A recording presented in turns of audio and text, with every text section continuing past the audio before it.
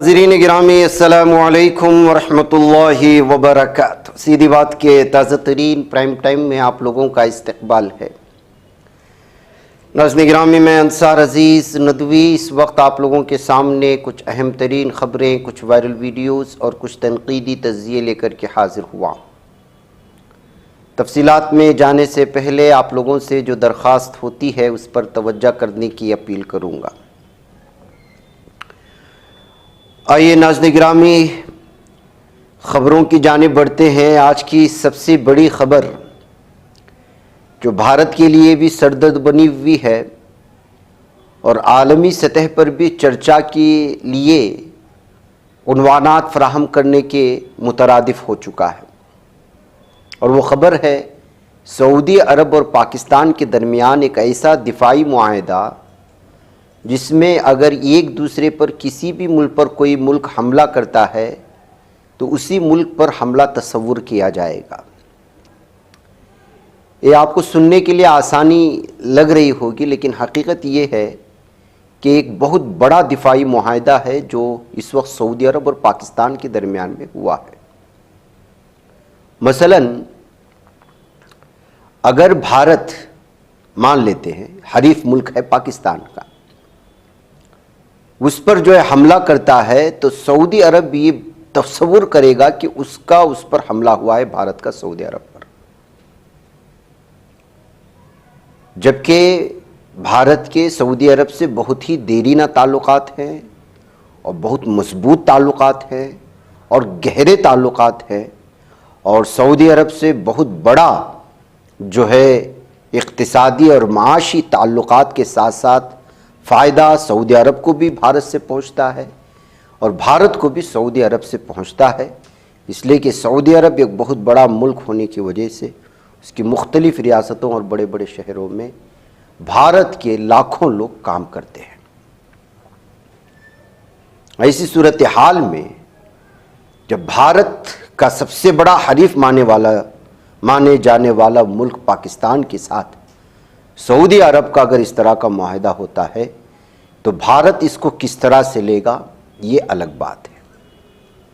جبکہ اسٹریٹجک باہمی دفاع جو پرویز اعظم شہباز شریف جو دور ریاض کے دوران دستخط کیے ہیں الیمامہ پیلس میں، کراؤن پرنس اور وزیر اعظم محمد بن سلمان نے ان کا استقبال کیا تھا اور معاہدے پر دستخط ہوئے تھے، اور دونوں میں سے کسی ایک ملک کے خلاف کسی بھی طرح کا حملہ، دونوں ملکوں پر حملہ تصور کرنے کی بات ہونے کے بعد اس پر باقاعدہ جو ہے دستخط ہوئے۔ مشترکہ بیانیہ یہ بھی ہے کہ تقریباً 8 دہائیوں سے یہ ساجھیداری چلتی آ رہی ہے، اسی بھائی چارے کو، اسی اسلامی اتحاد کو، اسی اسٹریٹجک مفادات کو جو ہے وہ آگے بڑھایا جا رہا ہے۔ لیکن اس مرتبہ جو معاہدے ہوئے ہیں اس میں اس لفظ کو باقاعدہ جو ہے زور دے کر کے بتایا گیا ہے کہ کسی بھی ملک پر حملہ ہوتا ہے تو ایک دوسرے پر حملہ تصور کیا جائے گا۔ قطر پر ظالم صہیونی درندے اسرائیل کے اٹیک کے بعد سعودی عرب کا پاکستان کے ساتھ اس طرح کا معاہدہ بہت اہمیت کا حامل ہے، کیونکہ پاکستان ایک ایٹمی پاور رکھتا ہے۔ ایسی صورتحال میں جو ہے اگر سعودی عرب پر غلطی سے بھی اگر اسرائیل اٹیک کرتا ہے یا کچھ کرتا ہے تو کیا پاکستان براہ راست اس کا جواب اسرائیل کو دے گا؟ یہ اصل سوال ہے جس کو لے کر کے انٹرنیشنل سطح پر اس معاہدے کو لے کر کے اس وقت جو ہے الگ الگ طرح کے تبصرے شروع ہو چکے ہیں۔ بھارت میں اس معاہدے کو لے کر کے جو تبصرے چل رہے ہیں وہ الگ نوعیت کے ہیں، اور انٹرنیشنل سطح پر اس معاہدے کو لے کر کے جو تبصرے چل رہے ہیں وہ الگ نوعیت کے ہیں۔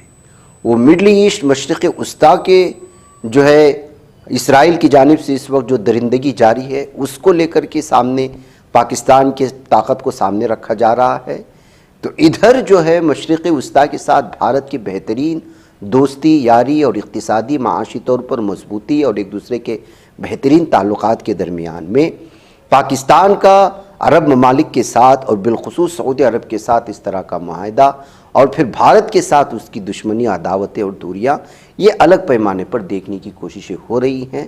بہرکیف جو کچھ بھی ہے یہ صرف جو ہے لوگوں نے لکھنا شروع کیا، یہ صرف پیپر تک محدود نہ ہو، معاہدے تک محدود نہ ہو، اس پر اگر کسی دونوں ممالک پر کسی بھی طرح کی کوئی آنچ آتی ہے تو دونوں ایک دوسرے کو سنبھالنے والے حقیقی طور پر بنے، یہ کہتے ہوئے لوگوں نے الگ الگ پیمانے پر پاکستان کے اخبارات میں اور ٹویٹر پیجز میں اس طرح کے تبصرے ہیں، بھارت میں اس معاملے کو لے کر کے الگ طرح کے تبصرے ہیں، انٹرنیشنل میڈیا میں جو ہے اسرائیل کو گھٹنے پر لانے کے لیے شاید پاکستان کو پوری طرح سے سعودی عرب جو ہے وہ مضبوط کرنے کی کوشش کر رہا ہے۔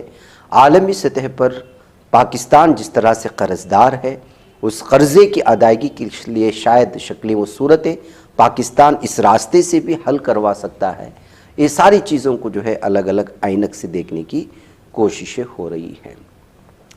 ناظرین میں عالمی دباؤ کے باوجود جو ہے اسرائیلی فوج غازہ شہر کا چاروں طرف سے محاصرہ کر لیا ہے، ہر طرف ٹینک ہی ٹینک نظر آ رہے ہیں۔ یو این کی وارننگ کا خوف کیے بغیر ظالم صہیونی درندوں نے غازہ شہر پر تابڑتوڑ حملے کر رہا ہے اور اس کی فوج شہر میں داخل ہونے کے لیے تیار کھڑی ہے۔ آگے مزید خونریز ہو سکتی ہے یہ صورتحال۔ یہی وجہ ہے کہ القسام بریگیڈز نے اسرائیلی یرغمالیوں کو غازہ کے مختلف مقامات پر منتقل کر دیے جانے کی خبریں سامنے لایا ہے۔ ایک رپورٹ میں بتایا گیا ہے کہ نقل و حرکت یرغمالیوں کو زخمی ہونے سے بچانے کے لیے کی گئی ہے۔ مزید یہ کہا کہ اسرائیل کی شدید بمباری کے سبب یرغمالیوں کی زندگی کو خطرہ ہے، ان کی زندگی پر غیر یقینی حالات چھائے ہوئے ہیں کیونکہ حملے مسلسل جاری ہے۔ ظالم صہیونی درندے یرغمالیوں کے خاندانوں کے فورم نے کل اسرائیلی وزیر اعظم بنیامین نیتن یاہو پر الزام لگایا کہ انہوں نے سیاسی وجوہات کی بنا پر یرغمالیوں کو قربان کرنے کا فیصلہ کر لیا ہے اور اسرائیل میں اس وقت غصہ بڑھتا چلا جا رہا ہے۔ ناظرین گرامی، غازہ پٹی پر کیوں اس طرح ظالم صہیونی درندے جو ہے اس وقت پوری طرح اس پر قبضہ کرنے کے لیے بیٹھے ہوئے ہیں، اس کی ایک رپورٹ سامنے آئی ہے اور خود جو ہے ظالم صہیونی درندوں کا ایک وزیر اس کو سامنے لایا ہے۔ وزیر خزانہ بیزلیل سموٹریچ نے بدھ کے روز کہا کہ غازہ کی پٹی ایک ممکنہ ریئل اسٹیٹ بونانزا ہے، یعنی وہ پیسہ کما کر دینے والی ایک زمین ہے۔ آپ اس کو اگر آسان الفاظوں میں سمجھ سکتے ہیں، وہ امریکہ کے ساتھ اس بات پر بات چیت کر رہے ہیں کہ جنگ کے بعد ساحلی انکلیو کو کیسے تقسیم کیا جائے، کیونکہ اس کے ساحل پر اور غازہ پٹی کے سمندر کے پانیوں میں گیس کے ذخائر ہیں۔ ایک بار پھر ان کی خواہش کو واضح کیا کہ انکلیو کو اسرائیل علاقے میں تبدیل کیا جائے گا۔ ٹائمز آف اسرائیل کے مطابق تل ابیب میں ایک ریل اسٹیٹ کانفرنس سے خطاب کرتے ہوئے وزیر نے کہا کہ یہ موقع خود ہی ادا کرتا ہے اور اس نے امریکیوں کے ساتھ پہلے ہی مذاکرات شروع کر دیے ہیں۔ فلسطینی اور زیادہ تر عالمی برادری اس بات پر سختی سے اصرار کرتے ہیں کہ جنگ کے بعد انکلیو پر فلسطینی ادارے کی حکومت ہونی چاہیے اور اسرائیل یا امریکی قبضے کے خیال کو مسترد کر دیا ہے۔ وزیر اعظم بنیامین نیتن یاہو ظالم نے بارہا کہا ہے کہ وہ اپنی اسرائیلی بستیوں کو دوبارہ قائم کرنے کا ارادہ نہیں رکھتے، جبکہ اس کے انتہائی دائیں بازو کے اتحادی نے فلسطینیوں کو باہر دھکیلنے اور زمین پر اسرائیلی برادریوں کو تعمیر کے لیے اپنے ویژن پر بات کرتے ہیں۔ تو ناظرین گرامی، کس طرح سے اللہ تعالیٰ نے جس زمین پر ذخائر رکھے ہیں اس کو حاصل کرنے کے لیے درندے حماس کے ایک حملے کی وجہ بتاتے ہوئے اس کو جو یہ کرتے ہوئے گزشتہ 2 سالوں سے لاکھوں مسلمانوں کو شہید کرنے کے بعد، ہزاروں لاکھوں بچوں کو شہید کرنے کے بعد، پوری کی پوری بستی کو تباہ و تاراج کرنے کے بعد، سینکڑوں مساجد کو شہید کرنے کے بعد، ہزاروں ہاسپٹلز کو زمین بوس کرنے کے بعد، ہزاروں طلباء و طالبات کو جو ہے شہید کرنے کے بعد، صرف اور صرف ان ظالم درندوں کا، جس میں امریکہ بھی شامل ہے، وہ غازہ کے پٹی کے ساحلی علاقوں میں اور پانیوں میں موجود گیس کے ذخائر کو حاصل کرنے اور اس کو ایک پکنک سپاٹ بنانے کے لیے وہاں کے لوگوں کے ساتھ درندگی کی انتہا کر رہا ہے۔ یہ اصل کہانی ہے۔ کل جو تل ابیب میں پریس کانفرنس ہوا، ایک کانفرنس منعقد کی گئی کہ جو ہے جنگ کے بعد غازہ کی کیا صورتحال ہوگی، اس کی ساحلی پٹی پر کس طرح کی جو ہے تعمیراتی کام ہوں گے، اس کو کس طرح ترقیات دی جائے گی وہاں کس کو بسایا جائے گا، کیوں بسایا جائے گا، حکمرانی کس کی ہوگی، اس کو لے کر کے جو کل کانفرنس ہوا ہے، اس سے صاف اور واضح طور پر عالمی سطح پر ان درندوں کی درندگی کی انتہا، ان دہشت گردوں کی دہشت گردی کی انتہا کہ ایک پورے ملک کو، وہاں کے واسیوں کو تباہ و برباد کرنے کے بعد کیسے جو ہے محاصرہ کر کے اس پر قبضہ کیا جاتا ہے، وہاں کے ذخائر سے فائدہ اٹھایا جاتا ہے، یہ کل کی جو ہے اس کانفرنس میں سامنے بات آئی ہے۔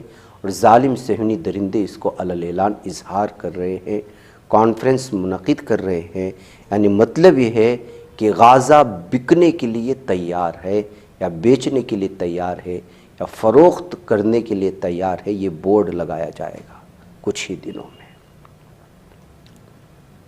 خریدار کون ہے؟ ظاہر سی بات ہے کہ امریکہ اس کا خریدار ہوگا، یا خود اسرائیل خریدار ہوگا، امریکہ کو سامنے دکھایا جائے گا۔ ادھر ناظرین گرامی، ایک اور صحافی جو ہے وہ شہید ہو چکے ہیں۔ مغربی علاقے قائم الشفا میڈیکل کمپلیکس کے سامنے ظالم صہیونی درندوں کی جانب سے فضائی حملے میں نامہ نگار محمد الصوالح شہید ہو چکے ہیں۔ محمد الصوالح کی شہادت کے بعد ظالم صہیونی درندوں کی جانب سے مسلط کردہ جنگ میں شہید ہونے والے صحافیوں کی تعداد اب بڑھ کر 250 تک پہنچ چکی ہے، اور عالمی سطح کی جو صحافتی برادری ہے وہ خاموش بیٹھی ہوئی ہے۔ ناظرین گرامی، قابض صہیونی درندوں کی جانب سے طوفان الاقصی کے بعد سے 75 فلسطینی اسیران کو جیلوں میں شہید کر دیا گیا ہے۔ سن 2025 کے اختتام تک قابض اسرائیلی جیلوں اور حراستی مراکز میں کم از کم 75 فلسطینی ظالمانہ تشدد سے شہید ہو چکے ہیں۔ ان میں 49 کا تعلق غزہ کی پٹی اور 24 کا تعلق مغربی کنارے سے ہے۔ یہ اقوام متحدہ کے دفتر برائے انسانی حقوق کی جانب سے آنے والی رپورٹ ہے۔ دفتر انسانی حقوق نے اپنے بیان میں کہا کہ قابض اسرائیلی فوری طور پر ان منظم تشدد بدسلوکی کے طریقوں کو ختم کرے جنہیں وہ فلسطینی اسیران کے خلاف استعمال کر رہا ہے، اور ان کی بنیادی حق حیات کی ضمانت دے۔ یہ جو ہے مطالبہ کیا گیا۔ گنجان آبادی والے علاقوں میں لگاتار ظالم صہیونی درندے اس وقت جو ہے حملے کر رہے ہیں، جس میں متعدد ہلاکتیں سامنے آنے کی خبر آ رہی ہے۔ ادھر امریکی جج نے فلسطین کے حامی کارکن محمود خلیل کو ملک بدر کرنے کا فیصلہ صادر کر دیا ہے۔ الجزائر یا متبادل کے طور پر شام بھیجنے کا حکم دیا ہے۔ امریکہ کی ریاست لوئزیانا کے جج جیمی گومانس نے اپنے فیصلے میں یہ فیصلہ سنایا ہے۔ ایک فیصلے میں دعویٰ کیا کہ کولمبیا یونیورسٹی نیو یارک میں فلسطینی کاز کے حق میں احتجاجی تحریک کی قیادت کرنے والے محمود خلیل نے مستقل اقامت کے لیے درخواست جمع کراتے وقت مبینہ طور پر اہم معلومات چھپائی تھی۔ یہ بتاتے ہوئے جو ہے ان کو پوری طرح سے جو ہے اس وقت ملک بدر کرنے کا فیصلہ جاری کیا گیا ہے۔ کس طرح سے پورے کی پوری ریاستوں میں اس وقت صورتحال بھیانک بیانی کی کوشش ہو رہی ہے مسلمانوں کے تئیں، وہ آپ ان خبروں سے، ان فیصلوں سے اندازہ لگا سکتے ہیں۔ ناظرین گرامی، ایسا لگتا ہے کہ بھارت کے ساتھ امریکہ پوری طرح سے دشمنی نکالنے کے لیے اتاولا ہوتا ہوا جا رہا ہے۔ ٹرمپ نے بھارت کو 23 ایسے بڑے غیر قانونی منشیات پیدا کرنے والے ممالک کی فہرست میں شامل کر دیا جو لوگوں کے لیے، دیگر ممالک کے لیے خطرہ بن سکتے ہیں۔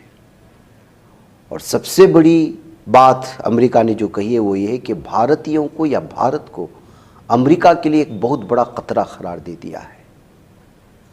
اگر امریکہ کے صدر کی جانب سے منشیات کے حوالے سے بات کرتے ہوئے اگر کسی ملک کو خطرہ قرار دینے کا مطلب یہ ہے کہ اب بھارتیوں کو دھیرے دھیرے امریکہ کے راستے بند کر دیے جا رہے ہیں۔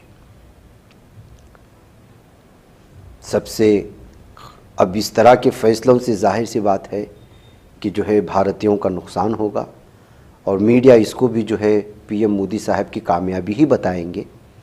لیکن جو کچھ بھی ہے، لیکن ایسا لگتا ہے کہ امریکہ کے ساتھ خارجہ پالیسی میں پی ایم مودی کی حکومت پوری طرح سے ناکام ہوتی ہوئی نظر آ رہی ہے، کیونکہ امریکہ کو لے کر کے جس طرح سے رشتے کی، تعلقات کی، اقتصادی मजबूती की बात होती थी, अब भारत के साथ एक एक करके टूटता हुआ जा रहा है ये बंधन।